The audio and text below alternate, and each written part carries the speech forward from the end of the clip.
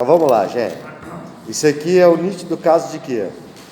Isso aqui é aquele que o senhor passou uma vez, danos morais, e esse aqui que é a relação de consumo, artigo 42. Joia, tá, mas lendo o caso assim, ó, o que a gente precisaria, a gente vê que está aqui com algum erro, o que a gente tem que fazer? Ué, mas você não é advogado da Maria? Você não é advogado do João. A Maria é a autora da ação. Então a Maria já informou que não tem interesse na audiência. E aí, então, o juiz decidiu dizendo que o juiz para intimar o réu para manifestar. E você é advogado do autor e não do réu. Se ele se manifestar, dá o pedido. Sim, mas ó, como advogado, faça a peça. Que peça como da Maria eu tenho que fazer? Maria, tem que fazer uma. Aqui no caso, ela foi.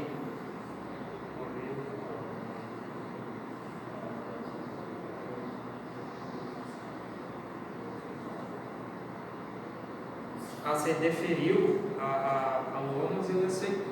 Declarando incumbência pleiteada no caso de Ó, tem lá. E no caso, a justiça gratuita deferiu. Aonde que tá? Tá lá, receba a inicial em todos os seus termos. Tendo em vista que a presente demanda versa sobre nítida relação de consumo, defiro o pedido de inversão do ônus da prova em favor da autora, recaindo assim ao réu a incumbência das provas pleiteadas na peça vestibular. Blá, blá, aí, ó, observado que ela tá lá, até aí tudo ok? Ele não definiu a justiça gratuita. Ué, como não? Não tá aqui? Não. Todos os termos. Ó, então vamos lá. Ó. Então a Maria, ela ingressou com uma ação indenizatória de danos morais cumulado com dano material, em face do João. A Maria requereu preliminarmente, lá na petição inicial, justiça gratuita, uma vez que a mesma encontra-se desempregada e passando dificuldades financeiras. E ainda a inversão do ônus da prova, uma vez que a lei versava sobre relação de consumo. Aí ele fala sobre o valor do dano, fala que a ação foi distribuída para a terceira vara civil da comarca tal, sobre o número tal. E aí diz então que o juiz monocrático decidiu assim, ou seja, aquela decisão inicial do processo, e vem a decisão. O que faltou aqui então? Então a decisão do magistrado foi o quê? Ela foi infrapetível. Não, aí é quando ele julga. A decisão aquela foi o quê? Analisando essa decisão, perto do que ela ingressou lá e o que deveria ser analisado, ela foi o quê? Sim, é uma decisão interlocutória, mas assim, ela foi o quê? Ela foi completa? Não, então ela foi o quê? Ela pediu. E ele não analisou. Isso é o quê? Quando você faz um requerimento para o magistrado ou o julgador e ele deixa de analisar o pedido ou parte do pedido, é uma decisão o quê? Fizeram duas atividades com isso daí, hein? Duas. Naquelas das questões. Ação não, é um recurso. Um recurso de embargos, porque a decisão foi o quê? Tem aquelas 4 hipóteses de cabimento dos embargos. Essa decisão aqui é o quê? Quando o juiz deixa de analisar sobre matéria que ele é imposto a julgar. A decisão é omissa. Por isso que você tem que saber aquilo lá, senão você vê o caso e fala, eu não sei o que tem que fazer. Ou seja, aqui cabe embargo de declaração, porque o embargo de declaração cabe contra qualquer decisão, lembra disso? Qualquer decisão, exceto o despacho, que o despacho não é atacado por recurso. Então, caberia embargo de declaração, uma vez que a decisão inicial do magistrado, ela foi omissa, ou seja, quando ele deixa de analisar a matéria do qual é imposto a analisar ou julgar, joia? Então, nós já sabemos aqui que é um embargo de declaração. E aí, então você já tem que se voltar lá ao artigo 1022 e seguintes do CPC para relembrar como faz os embargos, né? Nós já vimos a parte estrutural dos embargos. Os embargos, eles são o patinho feio dos recursos. Por que patinho feio dos recursos? Porque tudo nele é diferente. o prazo dele é diferente, a forma onde ele é interposto, ou na verdade oposto, né? Onde ele é oposto e quem julga é diferente, ele não tem preparo, a forma do recurso é diferente. Então os embargos de declaração eles são um recurso bem simples, porque o que se busca é sanar algum vício da decisão. Eu não propriamente dito estou buscando aí um efeito modificativo, muito embora nós vemos aí que é possível efeito modificativo quando versa sobre omissão. Só que, como regra, eu quero uma decisão nesse caso aqui interlocutória, completa. Quando o juiz deixa de analisar a justiça gratuita pedida pelo autor, ele está entregando uma decisão completa? Não, ele está entregando uma decisão omissa, beleza? Então essa é a primeira parte. Quando a gente vai fazer recurso, nós já lembramos como é que é a forma dele, né? Nós já vimos que o recurso, então, deve ser endereçado, neste caso, que é o caso dos embargos, ao próprio julgador que proferiu a decisão. Então, você já tem qual que é o endereçamento da peça, no seu caso, né? Que ela foi distribuída para a terceira vara civil da comarca de Caeté, lá em Minas Gerais, beleza? Além disso, eu pulo uma linha, e aí o que eu tenho que colocar? O número do processo, porque a partir do momento da distribuição, eu já tenho um número de processo vinculado. Então as peças posteriores, petições de manifestações, os recursos, com a exceção do agravo de instrumento, todos os recursos vai ter que trazer o número de processo, joia? Então a gente tem o número do processo também. Eu preciso qualificar Maria Joaquina? Olha a pergunta da semana passada, viu como é que é importante? Não, mas essa não é justificativa, porque se você falar assim, não, porque ela já tem no processo, você entra em choque com a apelação do artigo 1010, inciso 1, que a apelação ela é interposta no juiz acorre, remetida de quem? Mas ela é feita na ação onde a parte já foi qualificada, então isso não é justificativa. Eu não preciso qualificar a Maria, porque a lei não determina como requisito, diferentemente, por exemplo, da apelação, que lá no artigo 1010, inciso 1, ele traz para colocar a qualificação dos recorrentes. Aqui não é necessário, então eu não preciso qualificar. Então vou colocar Maria Joaquina, já devidamente qualificada nos autos ou na inicial, tanto faz. Eu preciso qualificar o advogado? Não, a não ser que o caso lhe informe que você está pegando o processo agora, a partir desta peça.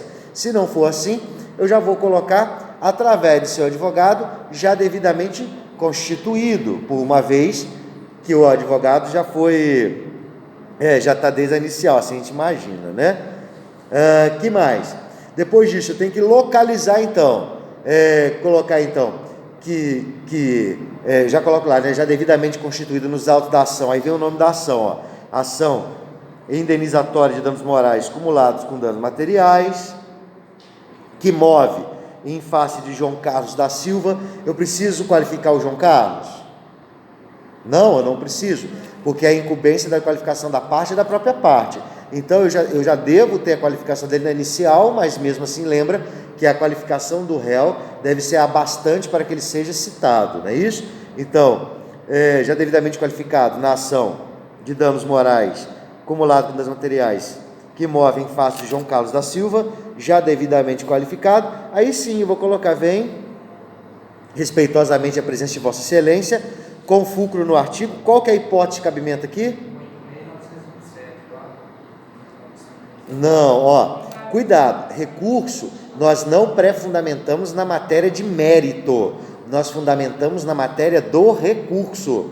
Então aqui eu poderia colocar, em regra eu coloco mas eu poderia colocar até 3 recursos, que seria, 3 artigos, que poderia ser o 994, na hipótese de cabimento do embargos, que eu não lembro se é o 9941, acho que é o 9941, não lembro agora, e aí eu vou colocar, além disso, o artigo que é a enciclopédia do recurso, que está lá no 1007, não é isso?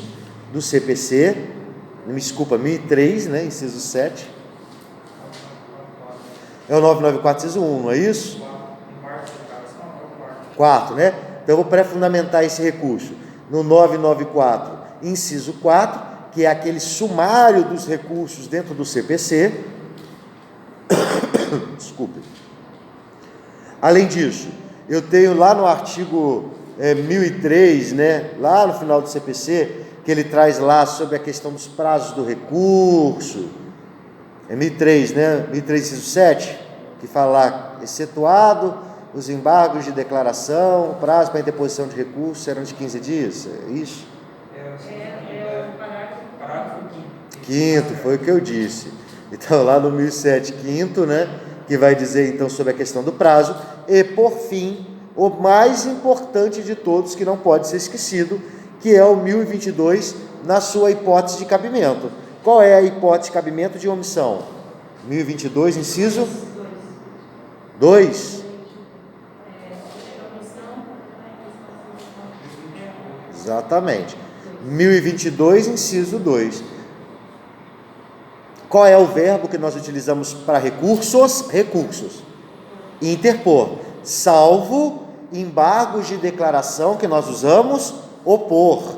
Então aqui o verbo é opor. De forma centralizada, né, de caixa alta, o nome do recurso. Embargos de declaração. Eu não preciso colocar embargos de declaração por omissão, não preciso. Basta colocar embargos de declaração. Fiz isso centralizado, não é isso? Pulei uma linha. Em face da decisão, o caso fala se é processo eletrônico ou processo físico? Não, não é isso? Se ele não falar, a gente aplica a regra geral, que é folhas, FLS. Então, vamos lá, opor embargos de declaração, centralizado, em face da decisão de folhas, risquinho, conforme razões que seguem, razões abaixo expostas. Se fosse apelação, a gente colocava que seguem acostadas, lembra? Porque as razões vêm separadas, né, na outra petição de razão. Aqui a gente coloca conforme as razões abaixo expostas. É a razão do recurso. Por que você está entrando com o recurso? A estrutura tópica dessa peça. Gente, embargos não é obrigatório, ou não é obrigação colocar estrutura tópica. Tipo 1, 2, 3. Mas nós colocamos dos outros recursos, sim, são todos obrigatórios. Mas esse não. Mas por que a gente coloca nesse também? Para que você não esqueça nunca de colocar a estrutura tópica e entenda, não fique perdido na hora de fazer o recurso. Porque o primeiro tópico que tem que ter no recurso, o primeiro tópico que você vai ter que colocar é a síntese do processo. Se fosse o agravo de instrumento, se fosse apelação, a gente teria do cabimento, que é aquele que a gente vai mostrar um monte de pressupostos de cabimento antes, um monte de pressupostos de cabimento antes mesmo de fazer a síntese do processo. Exemplo, a questão do preparo, a questão do próprio cabimento do recurso, ele deve ser demonstrado logo no começo. Aqui o nosso primeiro tópico já é a síntese do processo. Você fala, professor, mas o processo acabou de iniciar, vou ter que fazer uma síntese? Você vai fazer uma síntese para localizar o julgador. Por que localizar o julgador? Porque o julgador, para evitar então que ele tenha que voltar no processo, ler tudo, você vai fazer um resumo do seu processo. Aqui tem que ter cuidado com a terminologia. Nós não podemos utilizar autor e réu. Aqui nós usamos embargante e embargado. Podemos utilizar recorrente e recorrido, mas eu não posso utilizar autor e réu. Na fase recursal, e não importa se seja no embargo, seja na apelação, no agravo, você perde esse caráter da terminologia de autor, réu, requerente, requerido, demandante, demandado. Ele passa a ser, então, nesse caso, embargante e embargado, recorrente, recorrido, joia? Mas não podemos utilizar, então, autor e réu. Lembrando que o que é a síntese? É um resumo do processo. Você vai colocar, por exemplo, no caso aqui né? A recorrente ingressou com ação indenizatória em face de fulano de tal, requerendo tais e tais valores, e assim por diante. Você pode, já na síntese aqui, trazer a citação do julgado, ou deixar para o próximo tópico, que é o que eu recomendo, joia? Então, você tem que fechar a síntese. O macete para fechar a síntese de recurso, assim como na contestação, é o eis o necessário. Eis, vírgula, o necessário, exclamação. Ou seja, é isso aí. Porque você fala, professor, eu posso colocar assim, conforme se verificará abaixo, a decisão atacada não há de prosperar. Eu acho que é muita encheção de linguiça e vocês podem cometer a gafe de errar. Então, se você colocou a síntese lá, fez o resumo, colocou, trazendo as informações essenciais e depois fechou com eis o necessário, é isso daí que aconteceu, beleza? Próximo tópico, então, seria o tópico 2. E aí um macete já é trazer a hipótese de cabimento do recurso no embargos, da hipótese de cabimento dos embargos. Exemplo, se este caso versa sobre omissão, eu já coloco no título desse tópico o quê? Da omissão. Se ela é obscura, eu já coloco da obscuridade. Se tem contradição, da contradição. Se for erro material, do erro material. Eu já estou induzindo o porquê que eu estou interpondo esse, no caso opondo, Porque que eu estou opondo esse recurso. Olha, a omissão que eu estou dizendo está aqui, tá vendo? Até o título ele já te traz a dizer isso, tá? Então o macete já é o primeiro tópico, então síntese do processo. Segundo tópico, da omissão, beleza? Macete para vocês, a estrutura da ideia de mini-fato, ela se aplica em todos os tópicos de direito, certo?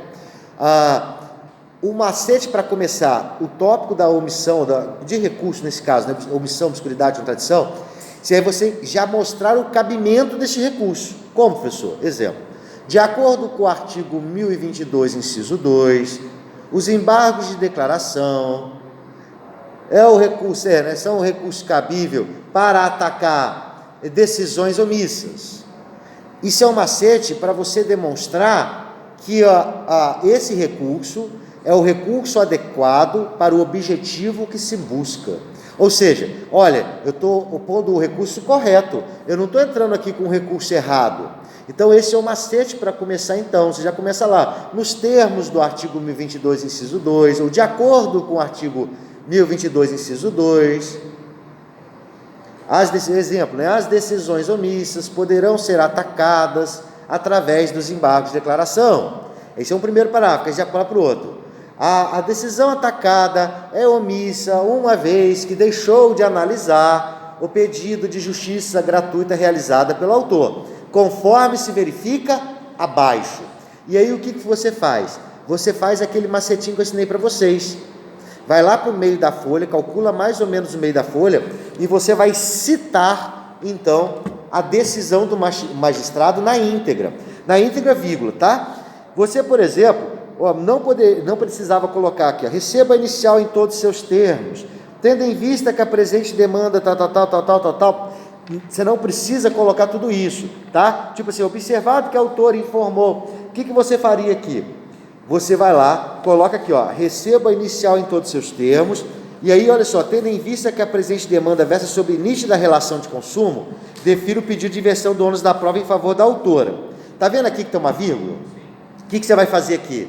Você pega e coloca um cochete, 3 pontinhos, ou seja, está indicando que esta citação não termina ali, que tem uma continuidade, e ao mesmo tempo, você está mostrando que ele recebeu, mas ele não analisou o pedido de justiça gratuita, que não há menção. Eu não preciso copiar isso tudo, observado que a autora informou seu desinteresse na realização da audiência, não é necessário, tá?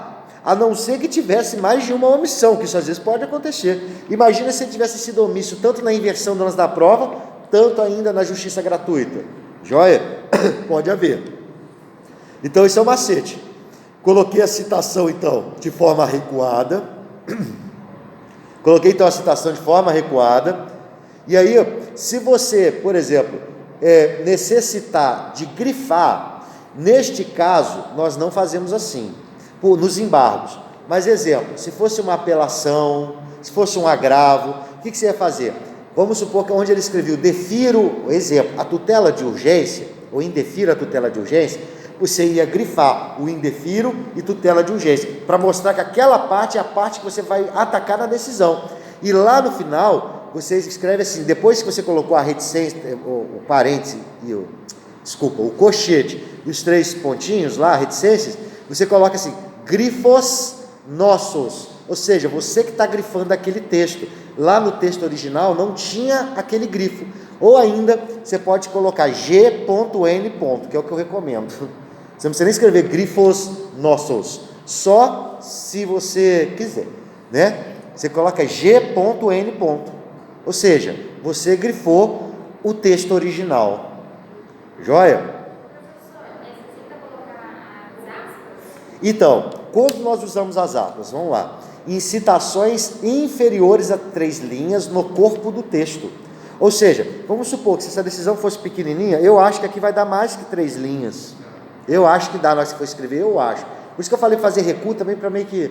Mas a citação com menos de 3 linhas, se você quiser fazer no corpo do texto, ou seja, sem fazer pular espacinho, você colocava, igual na hora que terminou lá, foi omisso conforme se verifica, colocava 2 pontos, abria aspas, escrevia até 3 linhas de texto, depois fechava aspas, porque ela é feita no corpo do texto. Quando a gente faz citação, que a gente fala citação direta, longa, aí nós colocamos ela no meio da folha, né? Isso para nós que fazemos para a peça da OAB, para a prova, a gente coloca no meio da folha, e aí não precisa colocar aspas.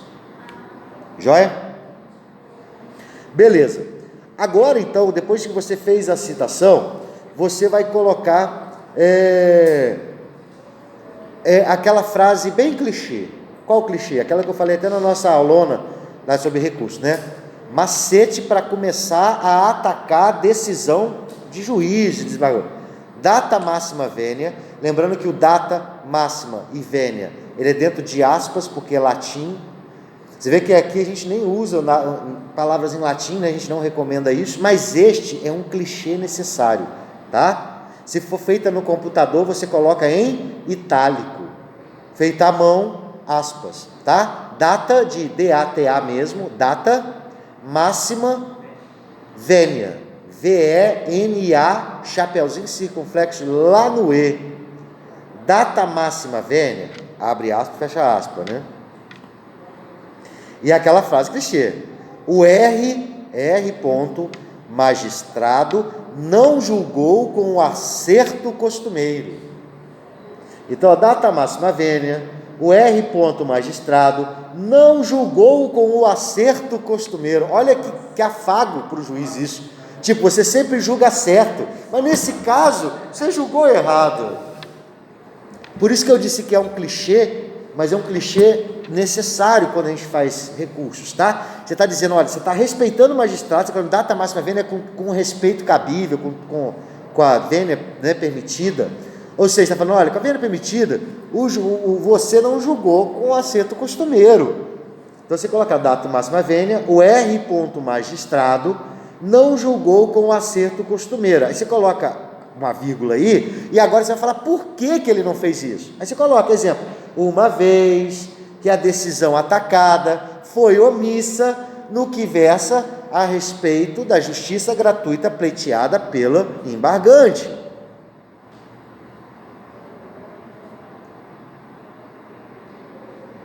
Ou seja, ó, você já falou que já fez o afago no julgador, que não erra, ele só não julgou com o acerto costumeiro, para a gente não falar que ele errou ao julgar. Por que eu estou dizendo isso? Porque às vezes a gente vê muito na prática, colocar isso, o magistrado errou ao julgar.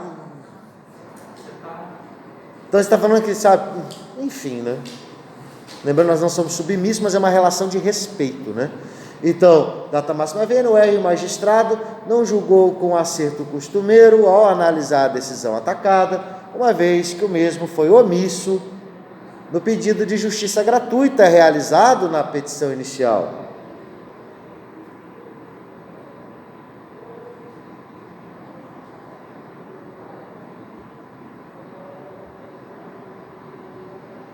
Professor, eu preciso fundamentar a justiça gratuita aqui de novo? Não.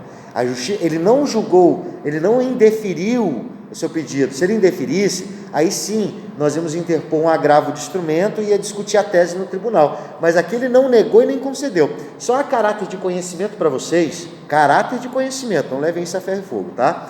O STJ entendeu que quando o juiz deixa de analisar a justiça gratuita pedida pela parte, na decisão seguinte, ele estaria então de forma velada sendo deferida a justiça gratuita. Então a parte poderia arguir essa questão. Só que nós sabemos que quando a gente trabalha com justiça e direito, tem que ser tudo bem ali, ó. Bem, você ficar contando então que foi deferido uma vez que o juiz não falou nada, não é seguro para o nosso cliente fazer um trem desse. Então por isso que mesmo se ele não negar, mas deixar de analisar, a ferramenta cabível é os embargos. Por que é o embargo? Porque se ele agora, ao analisar esses embargos, ele negar, eu vou agravar depois dessa decisão interlocutória. Agora, se ele não fala nada, e aí de repente eu preciso ter as custas do processo, alguma coisa assim, eu estou ferrado, joia? Feito isso então, você já pode, agora você vai falar, então você já falou que ele não julgou com acerto costumeiro, uma vez que a decisão foi omissa, não é? Aí, feito isso então, você já vai lá para o fechamento do seu pré-pedido ou conclusão desse tópico. Assim, diante do exposto, requer que seja acolhido o presente embargos de declaração, a fim de que seja sanada a omissão, e aí já vai pedir o quê? Deferindo assim o pedido de justiça gratuita feito na peça inicial, ou na petição inicial, ou na peça vestibular, na exordial, na peça ovo, tanto faz. Então, colhendo o presente embargo de declaração, suprindo a omissão, a fim de que seja deferido, pedir justiça gratuita, bababau. Fiz isso, olha que delícia, próximo pedido, então, dos pedidos, que é o tópico 3. Então, tópico 1, síntese do processo, tópico 2, da omissão, tópico 3, dos pedidos. Professor, eu poderia fazer tudo sem estrutura tópica? Poderia. Este é o único que eu falo, mas não caiam nessa besteira. Sabe por quê? Você conseguiu ver direitinho, você fez uma síntese do processo, depois você fundamentou, que é a omissão, e depois você vai pedir o que você quer, e você evita de deixar buraco. Porque se você começa a fazer isso aqui sem estrutura tópica, sabe o que vai acontecer? Você vai comer a questão da síntese do processo, que seria como se fosse, dentro de aspas, um mini-fato. Na omissão, você não vai apontar a omissão de forma correta, vai passar batido, e no último tópico você vai esquecer de pedir alguma coisa e vai dar ruim. Exatamente. Imagina você sendo julgador e recebendo os embargos dessa forma. É muito mais fácil para o magistrado, então, acolher o seu embargo de declaração, muito mais fácil. Fala, foi mal, fui omisso mesmo, eu esqueci de falar. Agora você faz aquele embaranhado de uma folha só, todo confuso, daí dá ruim, joia? Então vamos lá, último tópico, tópico 3, dos pedidos. Da mesma forma que de toda a peça, diante do exposto, vírgula, requer, 2 pontos.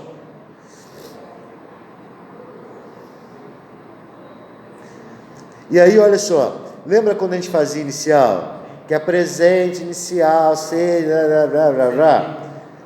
olha só, quando nós falamos sobre recurso, o recebido para nós é o conhecido. Joia? O que é conhecer do recurso? É falar que o recurso, então, supre os requisitos do recurso. Então, o primeiro pedido, você falar que o presente recurso de embargos de declaração seja conhecido. Conhecido é ele receber, provido é ele, dentro de aspas, dar a procedência, dentro de aspas, tá? Então, diante do exposto, requer que o presente recurso de embargos de declaração seja conhecido. Esse é o primeiro. Quer dizer que ele pode conhecer, mas não prover, ou seja, falar, olha, recebo o seu embargo, porém, vou manter minha decisão em todos os seus termos. Então, por isso que a gente pede que primeiro que ele seja conhecido. Segundo, o que o embargo de declaração de omissão tem de especial frente aos demais embargos? Nada, professor, ele não é especial para mim. O quê? Opa, exatamente. Os embargos de declaração para sanear omissão, eles têm efeito modificativo, ele é exceção à regra. Então, se houver possibilidade de efeito modificativo, o que você tem que fazer? Pedir a intimação do embargado, lembra disso? Porque diz lá, né, no artigo 1022, acho que é 1022, parágrafo 3º, 2º, não lembro que nós lemos lá. 1023, parágrafo 2º, né, o contrário. Diz então que se for analisada a possibilidade de efeito, vai ser a parte poderá, se quiser, obviamente, apresentar então resposta aos embargos, não é isso? Então, como é que nós vamos colocar? Você vai pedir a intimação do embargado.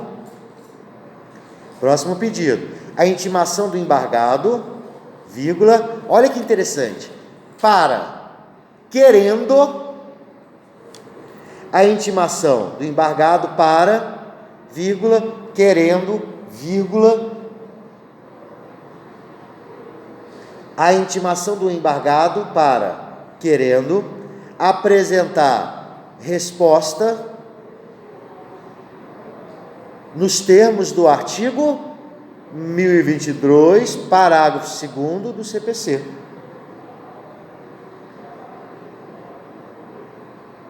Apresentar resposta nos termos do artigo 1023, parágrafo 2º.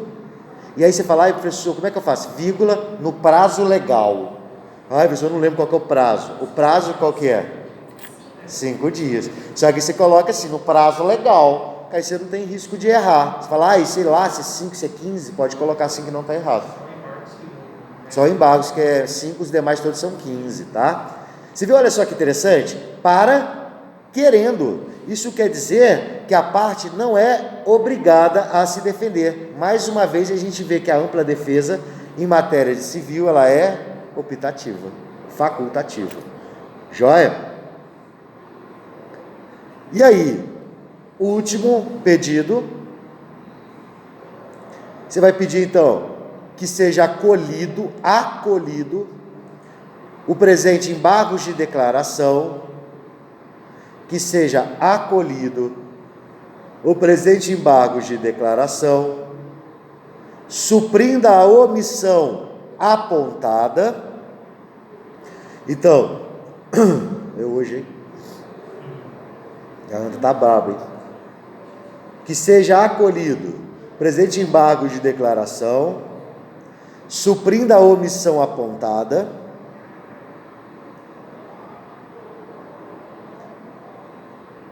deferindo o pedido de justiça gratuita realizado na petição inicial.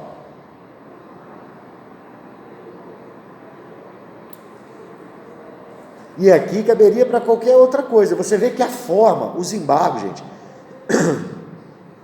diferente de outros recursos, que você tem que trazer tese, cabimento, aqui é muito mais simples, porque o juiz, ele tem um vício para ser sanado, ele só não analisou, não é que ele negou, ele não analisou, ele não chegou nem a negar.